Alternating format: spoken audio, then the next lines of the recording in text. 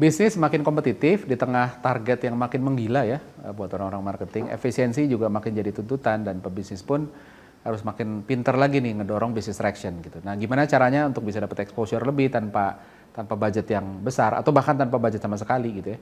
Terus gimana caranya juga kita bisa bangun brand dalam waktu cepat, minim budget gitu. Gimana caranya untuk bisa mempengaruhi calon konsumen untuk nyoba dalam waktu singkat, budget minim gitu. Nah, jadi banyak cara dicoba, salah satu yang bisa dicoba juga adalah brand collaboration gitu ya. Kita bahas kali ini. Halo, saya Ignatius Untung, selamat datang di Marketing.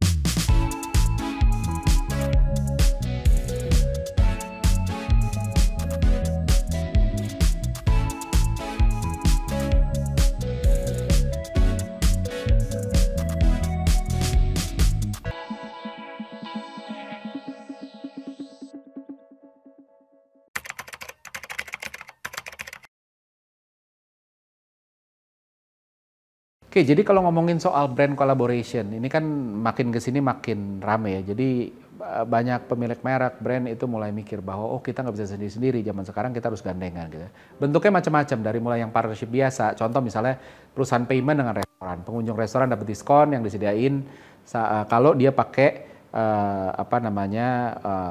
payment channel tersebut gitu. Dengan begitu perusahaan paymentnya dapat pengguna dan transaksi, restoran tetap bisa kasih promo untuk penggunanya dan meningkatkan daya tarik resto-resto tersebut ya. Dua-duanya sama-sama melakukan marketing push sehingga beneficial buat dua-duanya. Yang kedua adalah bundling. Misalnya produsen kopi sama produsen gula gitu ya, bikin paket bareng dijadiin satu gitu, harganya lebih murah daripada beli terpisah.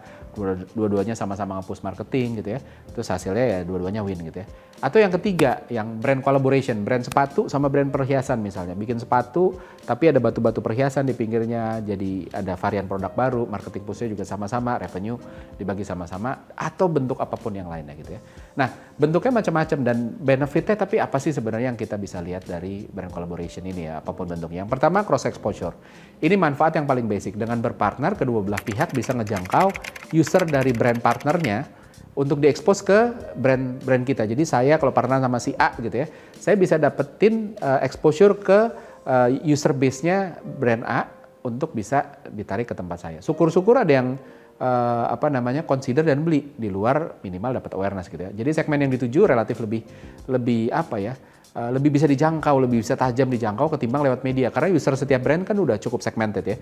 Jadi brand yang berpartner juga berfungsi sebagai media dalam hal ini untuk bisa kita ngejangkau user-usernya mereka gitu. Nah, terus habis itu yang kedua adalah, manfaat yang kedua adalah bangun kedekatan dari sesuatu yang relevan. Jadi manusia kan butuh waktu untuk bisa nerima sebuah brand. Ngadepin brand yang belum terkenal, biasanya hati-hati. Belum tahu reputasinya, jangan-jangan nanti ini, jangan-jangan nanti itu, dan sebagainya. Jadi kita baru akan terbuka ketika ada kedekatan. Brand partnership, apapun bentuknya, itu mengakselerasi relevansi ini. Persis kayak dua pebisnis yang mau partneran.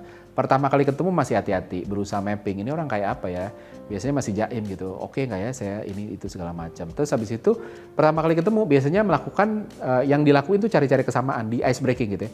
Nanya, Pak tinggal di mana gitu, terus selanjutnya oh di situ ya, sekolah daerah situ juga. Oh iya, saya ada kenalan tuh dari sana, angkatan berapa. Nah, sampai begitu ketemu, udah deh, terus habis itu terbangun kedekatan gitu ya. Atau kalau nggak ketemu gitu ya, terus habis itu kesamaan ya. Kalau nggak ketemu, terus habis itu nanya, kalau weekend sukanya ngapain Pak? Oh golf, oh di mana? Yuk kapan golf bareng yuk, saya juga. Jadi intinya ngebangun kesamaan untuk ngebangun sense of kita tuh satu pihak. Suka nggak suka, suasana pun jadi cair, defense mechanism pun turun, kita pun lebih terbuka untuk kerjasama gitu ya. Nah, brand partnership atau collaboration itu juga sama. Itu ngebangun kesamaan. Brand A bisa ngebuka pintu ke user dari brand B dengan kolaborasi dengan brand A. Untuk user brand A, oh sama-sama kita ini sama-sama temennya brand B, jadi oke lah kita kolaborasi. Jadi defense mekanismenya turun, terus habis itu kita jadi bisa masuk dengan lebih baik. Nah, yang ketiga, benefit ketiga adalah implicit endorsement gitu. Sengaja atau enggak, kita ini dinilai dari siapa yang jadi kelompok kita. Identitas kita juga dinilai dari sana gitu. Yang suka nongkrong sama anak mobil dianggap anak mobil, yang suka nongkrong sama pengusaha dianggap pengusaha.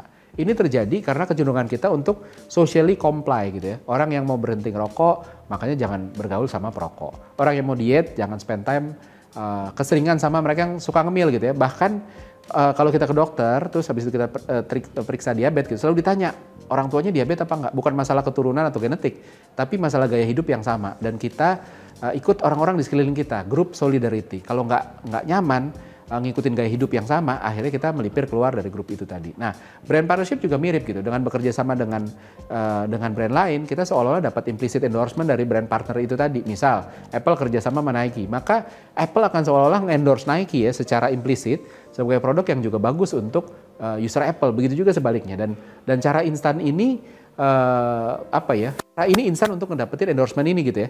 Kalau nggak lewat cara ini, maka butuh waktu untuk ngebangun endorsement itu tadi gitu ya. Nah, selanjutnya adalah apa? Dapat brand perception gitu. Sama seperti logikanya grup solidarity gitu. Ketika kita berkelompok, maka persepsinya kita selevel atau mendekati dengan mereka yang di kelompok kita. Orang sukses ngumpul dengan orang sukses. Jadi dengan ngumpul dengan orang sukses, kita bisa dianggap orang sukses. Di brand partnership ini bentuknya persepsinya macam-macam. Bisa dianggap selevel secara kualitas atau dianggap satu kubu terhadap satu prinsip yang dianut gitu ya. Nah, itu dia tadi. Jadi menarik banget dari benefit-benefit yang kita bisa dapetin. Tapi pertanyaannya adalah apakah semudah itu untuk bisa berpartner? Nggak juga, nggak enak banget kalau dengan berpartner aja, terus habis itu kita bisa langsung dapat semua gitu ya. Sayangnya walaupun defaultnya seperti itu, tapi ada beberapa persyaratan yang kalau nggak dipenuhi akhirnya juga jadi pengecualian gitu ya. Yang pertama syaratnya apa sih? Yang pertama adalah partnership bisa jalan ketika equal mutual benefit. Jadi sama-sama kita ngedapetin benefit ya. Basicnya partnership itu terjadi kan ketika pihak yang bekerja sama, dua belah pihak itu dapat benefit yang sama secara value. Ketika nggak berimbang, biasanya yang satu nggak mau gitu. Misalnya brand yang udah terkenal bekerja sama brand yang masih kecil, yang masih baru gitu ya. Biasanya brand yang kecil itu untuk ya udah kamu kan masih kecil, kamu keluar uang dong lebih banyak. Kalau nggak saya nggak mau gitu ya. Itu tadi buat yang besar lumayan irit budget, buat yang kecil lumayan di-cut roll secara instan. Yang kedua adalah harus make sense. Ini syarat fundamental dari sisi konsumen. Dua belah pihak bisa aja punya deal yang nggak berimbang di belakang. Yang satu karena lebih kuat dan nggak mau keluar uang, yang satu karena saya masih kecil ya udah deh saya keluar uang deh. Tapi pada akhirnya benefitnya ini nggak akan optimal ketika nggak make sense untuk audience gitu. Jadi penting banget untuk diingat partnership itu pada akhirnya akan meng-average gitu. Jadi kalau yang satu persepsinya 8, yang satu lagi 7, maka antara yang 7 terkatrol jadi 8 atau mereka berdua jadi 7,5, ketemu di tengah kan gitu ya. Nah tergantung kekuatan brand yang lebih kuat. Semakin kuat, semakin dia nggak bisa ditarik untuk turun. Tapi semakin dia kuat, semakin dia nggak mau kerjasama sama yang gapnya agak jauh. Nah kalau gapnya kejauhan gimana? Yang satu skornya 10, yang satu skornya 1. Yang level 1 nggak mungkin naik karena kejauhan dari 1 terus masa ketemu di 5, yang 10 masa ketarik ke 10. Nah jadi pada akhirnya akan dipertanyakan yang 10 kok lu mau sih skor lu udah 10 berpartner sama yang skornya masih 1. Misalnya Apple kerjasama nih ekstrim aja. Apple kerjasama sama pedagang kue cubit gitu kan, jauh banget Apple di mana, kue cubit di mana gitu ya. Beli produk Apple aja gitu kan. Karena kalau nanti beli produk Apple bisa dapat kue cubit 1 bungkus kan. Orang jadi bertanya gitu, ketika gapnya terlalu jauh, yang gede selalu nggak mau gitu. Si Apple mana mau gitu kan, ngapain gitu kan. Bahkan ketika brandnya udah amat sangat kuat, karena walaupun nggak langsung jatuh gitu, tapi pelan-pelan akan ketarik turun. Yang bisa dilakuin adalah framingnya gitu ya. Contoh misalnya, perusahaan raksasa bisa kerjasama sama perusahaan kecil, asal yang kecil ini punya sesuatu yang spesifik yang luar biasa. Misal, raksasa teknologi kerja sama butik kecil yang butik desain kecil gitu ya, yang pegawainya cuma 2 orang, tapi bagus banget secara desain. Jadi walaupun secara size company-nya beda jauh, tapi secara level of quality ini bisa dianggap selevel gitu ya. Nah itu syarat yang selanjutnya adalah otentik gitu ya. Gimana kalau partneran terus habis itu mereka nggak selevel, terus dipaksain, akhirnya jadi nggak otentik dan akhirnya dua-duanya minus. Dan itu akan jadi pertanyaan. Dan authenticity ini perlu. Partnership itu kan harusnya gini, kalau 1 tambah 1 sama dengan 2, partnership itu harusnya 1 tambah 1 tuh nggak sama dengan 2 gitu. Tapi harusnya lebih gede itu tadi gitu kan. Nah tapi kalau agak jomplang, 7 tambah 1 gitu, yang satu nilainya 7, yang satu namanya 1. Ketika bekerja sama, itu kan harusnya 8 gitu ya, minimal gitu ya. Atau bahkan kita expect-nya lebih, tapi ternyata jadi 1 karena nggak otentik. Jadi kalau nggak otentik, oh ini kok 7 sama kerja sama 1 kan nggak ini ya. Atau bahkan bisa lebih parah lagi, 7 tambah 1 yang harusnya minimal 8 atau bahkan lebih, ini jadi minus karena ketika dilihat bahwa oh ini partnershipnya berbayar, jadi nggak otentik sehingga konsumen bisa ngeliatnya oh ini kita dibodoh-bodohin aja nih sama dia gitu. Dan contoh di kehidupan sehari-hari ya, misalnya kita lihat ya biar lebih gampang ngebayangin ya. Kalau ada orang yang terkenal dia terkenal religius gitu ya, pacaran sama orang yang dia terkenal pendosa gitu ya. Kalau yang religius kuat banget gitu ya, bisa aja pendosanya diangkat. Sehingga terus habis itu dibilang, wah gara-gara dia nih, ini pendosanya bisa bertobat gitu ya. Tapi kalau nggak cukup kuat, maka yang religius pun ketarik turun, sementara yang pendosa pun tetap akan dinilai sebagai pendosa. Akhirnya jadi dua-duanya jadi nggak lebih baik buat dua-duanya gitu. Jadi ini hal yang sama juga yang terjadi sama brand. Ketika gapnya terlalu jauh, akhirnya susah. So kesimpulannya apa? Cari yang gapnya nggak terlalu jauh, bukan cuma soal ukuran perusahaan, tapi juga persepsi konsumen terhadap apapun yang diasosiasikan terhadap brand yang terlibat. Yang kedua adalah bangun brand sampai bisa punya placebo effect yang gede gitu ya. Efek yang bikin orang buta sama apapun yang dilakukan. Kalau udah brand dia, partneran sama siapapun, gue percayalah nggak akan rusak nih brandnya dan sebagainya. Nah, kalau udah di level itu, akhirnya jadi gampang. Walaupun pada prakteknya nggak semudah itu ya. Misal brand Volvo gitu ya, kita ambil. Brand Volvo ini kan udah kuat banget. Kalau ngomong Volvo apa safety. Terus tiba-tiba dia partneran sama airline yang paling sering kecelakaan. Apa airline ini bisa naik? Gitu. Kalau abis partner angka kecelakaannya si airline ini turun, maka airline-nya naik dan brand Volvo pun makin kuat. Kita bilang bahwa wah hebat ya Volvo. Setelah partneran terus habis itu dia bisa bikin brand yang hancur ini terus habis itu jadi bagus.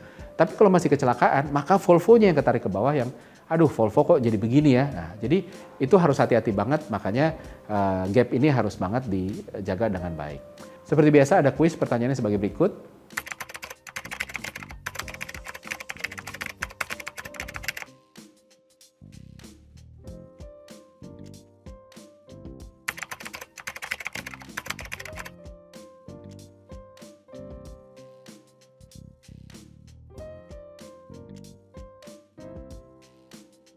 Pemenang dari episode kali ini seperti biasa bisa dilihat di episode selanjutnya, maka dari itu selalu saksikan Marketing di Marketers TV. Saya Ignatius Untung, pamit undur diri.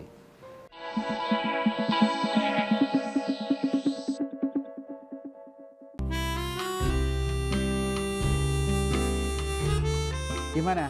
Seru-seru kan videonya?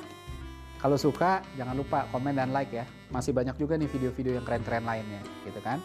Dan jangan lupa subscribe juga Marketers TV di sini nih.